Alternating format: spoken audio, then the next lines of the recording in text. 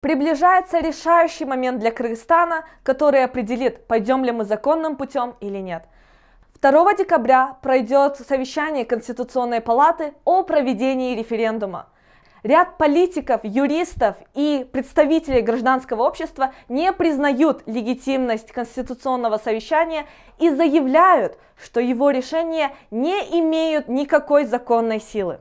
Экспертка по конституционному законодательству Сания Токтагазиева, она же представитель сообщества юристов Кыргызстана, указывает на нарушение процедур при образовании конституционного совещания. Из-за этого возникают сомнения в легитимности его прав при разработке Конституции. Принятый Жогорку Кеңешем 22 октября закон абсолютно противоречит основному закону страны.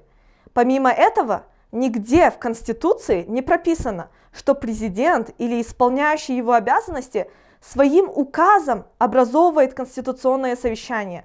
То есть созданный недавно орган под таким названием незаконен и нелегитимен. А потому проводимая сейчас конституционная реформа противоречит как основному закону страны, так и международной практике, утверждает Сания. Сейчас проходит имитация конституционного совещания.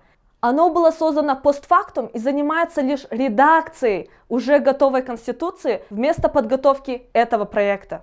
Мы хотим напомнить, что исполняющий обязанности президента не имеет никакого права инициировать конституционную реформу и созывать конституционное совещание, а депутаты 6-го созыва созывать референдум. Конституция – это общественный договор, и поэтому должно учитываться мнение всех. Мы, как неравнодушные граждане, призываем вас, судей Конституционной палаты, вспомнить о своих полномочиях и не допускать нарушения законов. Надежда на вас. С вами была я, Айдай, и эта рубрика не прокатила.